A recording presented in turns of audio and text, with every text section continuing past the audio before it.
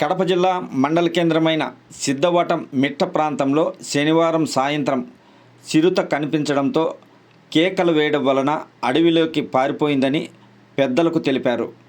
వెంటనే గ్రామస్తులు అటవీ శాఖ అధికారులకు సమాచారం అందించారు. స్పందించిన ఫారెస్ట్ అధికారిని కళావతి సిబ్బందితో కలిసి ఆ ప్రాంతంలో పర్యటించి చిరుతపులి కాలి గుర్తుల కోసం చర్యలు చేపట్టారు. ఈ సందర్భంగా ఆమె గ్రామస్తులు భయపడకుండా కొన్ని సూచనలు, సలహాలు తెలియజేశారు.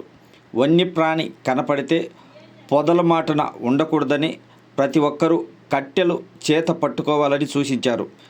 చిరుతపులి కాలి ముద్రలు గుర్తిస్తాం, ఎవరూ భయపడవద్దని గ్రామస్తులకు ధైర్యం చెప్పారు. బయటకు వచ్చింది, ఏ దారి నుంచి వచ్చిందో చూసుకుంటాం. ఒకసారి ఇవాళ అడవిలో నుంచి ఎక్కడి నుంచి వచ్చిందో చూస్తే అక్కడ ట్రెంచ్ తీయడము తీసుకుంటాము. సో మీ పరంగా మీరు జాగ్రత్తలు తీసుకోవాలి, ఎందుకంటే కొండకు దగ్గరలోనే ఉన్నారు కాబట్టి దానికి తెలియదు ఫారెస్ట్ ఏదని బయట ఏదైనా. సో కాబట్టి వచ్చే అవకాశాలు ఉంటాయి కాబట్టి మీరు కూడా జాగ్రత్తగా ఉండండి. సో కనిపించిన వెంటనే దాక్కోవడం కానీ కూర్చోవడం కానీ అట్లా చేయకూడదు, ఎందుకంటే మీరు కూర్చుంటే జంతువులాగా కనిపిస్తుంది దానికి.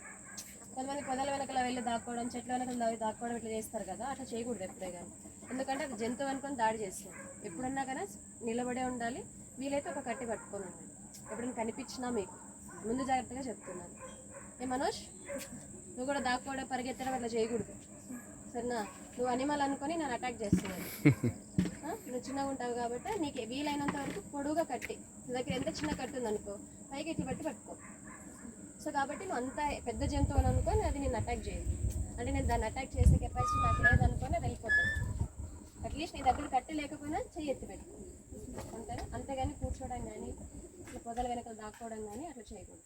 ఓకేనా? లేదు లేదు లేదు, థ్యాంక్ యూ.